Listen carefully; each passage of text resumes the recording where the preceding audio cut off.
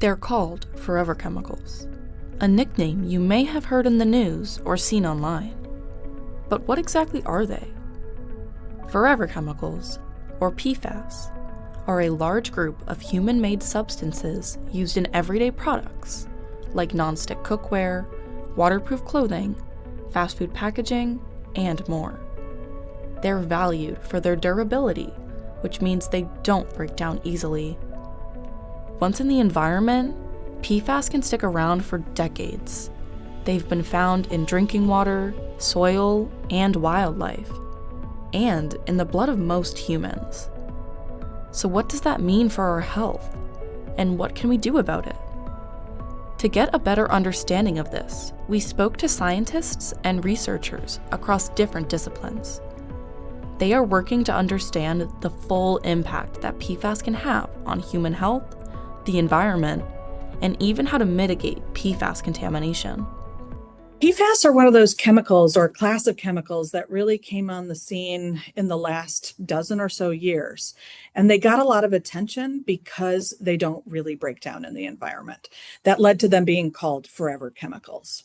Now, that name is a little bit of a misnomer because it makes some people fear that when the chemical gets into your body, it never leaves. And that's not true. But the reality is that it could take months or years or even a decade for some of those chemicals to leave your body. That alone should horrify us. That alone is pretty gross as an outcome. PFAS is a very large class of compounds. We don't even have names for all of them. There is an estimated 15,000 different fluorinated structures that are considered to be PFAS.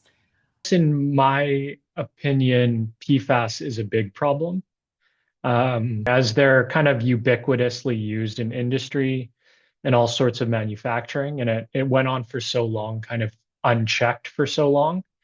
And this kind of ubiquity of it in our waters, even in places that are very remote, right? You can find papers that find PFAS in the Arctic and Antarctic that has been transported atmospherically. It's everywhere, in everything, and in all of us. I don't think that's a good thing, and it's never going to go away. Certainly not in our lifetimes. And, there's no easy way to get rid of any of this. Because of their versatility, we're exposed to PFAS through nearly every aspect of our lives. But some exposures are more common than others. For most populations, food is actually the major exposure route. For multiple reasons. It's because some of it gets into our food when it's grown, whether it's getting into, for example, cattle and other animals, or whether it's getting into plants. It's getting into our food from the plastics, where a single dose, unless it's pretty high, is not going to do much. But repeated chronic exposure can have major effects. So what are scientists doing to understand or even mitigate the risks PFAS pose to human health? To answer this question, we interviewed scientists from different fields, ranging from developmental biology to environmental engineering, in order to gain a complete perspective of current PFAS research. In their research, scientists are examining the biological mechanisms behind the health effects associated with PFAS. The goal of these studies is to see how different types and concentrations of PFAS can impact personal health. To do this, they often use animal models like fish and mice and will carefully expose them to a certain level of PFAS. We spoke with Dr. Alicia Timme Laragy, a developmental toxicologist and professor of environmental health sciences at UMASS Amherst. She is currently using zebrafish to understand how PFAS can harm embryo development at the cellular level.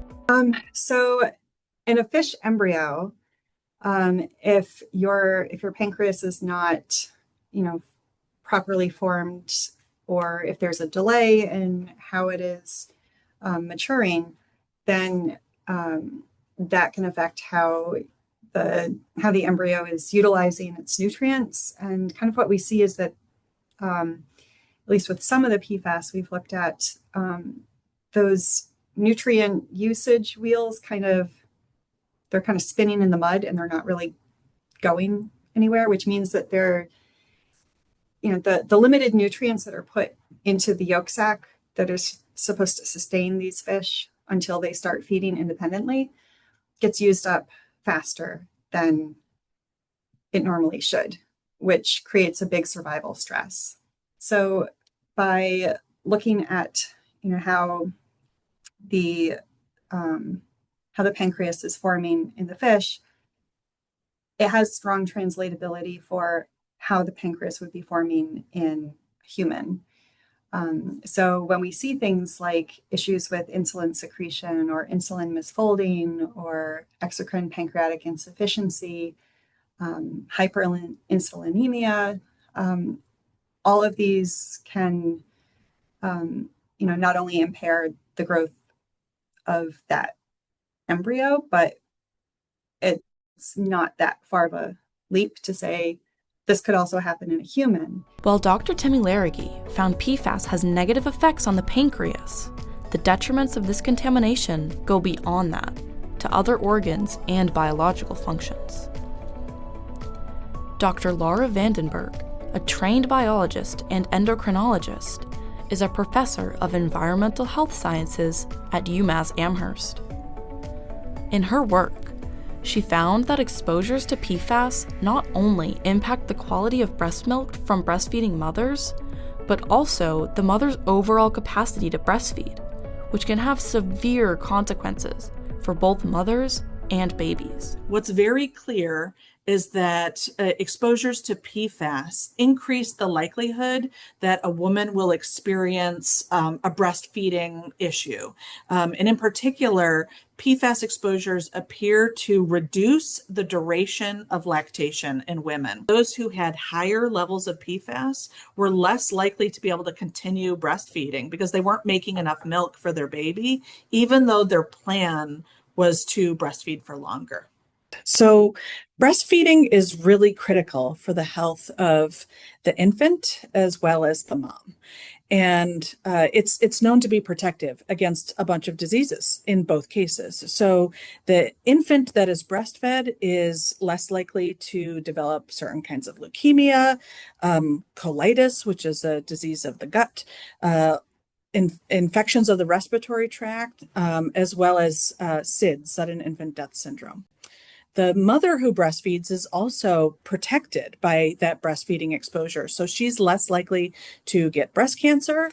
She's also less likely to get hypertension, which is high blood pressure, diabetes, and some other cancers. So both mom and baby benefit from breastfeeding. Conversations with the two scientists make it clear that PFAS can impact people differently and can even be passed down to new generations.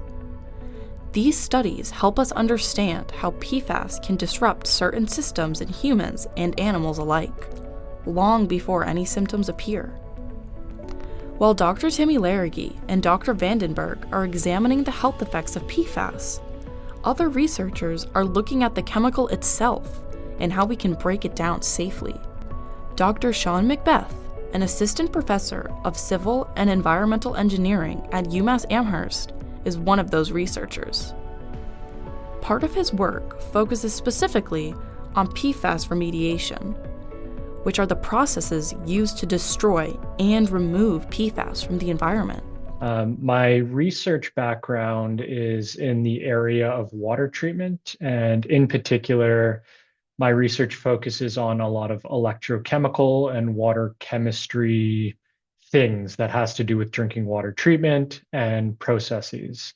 So a lot of my work to date has been dedicated to development of electrochemical technologies that could address concerns around emerging contaminants in drinking water. My research background is, so instead of just removing it from the water, we're trying to degrade it in the water. There are multiple ways to degrade PFAS from water, including the use of GAC filters. Kind of the best ways of getting rid of PFAS in our waters that is currently being employed in industry at kind of, all over the country, all over the world, are physical removal techniques. So absorption techniques. things like granular activated carbon, where your PFAS gets close to this activated carbon and it sticks to it. So we're not actually degrading it. Other scientists agree that GAC filters are a strong option, including Dr. Linda Birnbaum, a scientist emeritus and former director at the National Institute of Environmental Health Sciences and the National Toxicology Program. She is currently a scholar in residence at Duke University and is trained as a toxicologist specializing in molecular biology and biochemistry. But you can put a granular activated charcoal filter on your water system. That'll get rid of your legacy PFAS like PFOA and PFOS if you change it frequently enough. You know, if you don't change it, they'll start back leaching off. As Dr. McBeath stated, absorbent filtration is the best we have to contain the issue at present.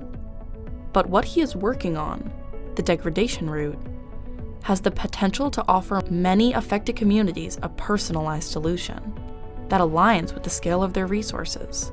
For example, with PFAS, you need something called an LCMS, liquid chromatography mass spectroscopy. And these are kind of hundreds of thousands of dollars, where we're trying to make kind of field-ready devices that you can go out to a home, or a homeowner could have one, and take a sample in place and get a reading, a detection or a quantification for sort of more routine and constant contaminant monitoring. And a lot of this work has been focused mainly towards remote systems, small systems, and disadvantaged systems. Not all communities in the US, Canada, and the world are equal.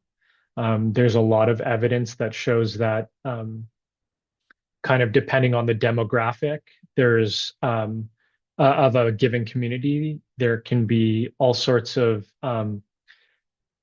primary drinking water and secondary drinking water regulation exceedances. So there's strong correlations to kind of indigeneity, age, education across the US, where these communities are suffering with worse water quality.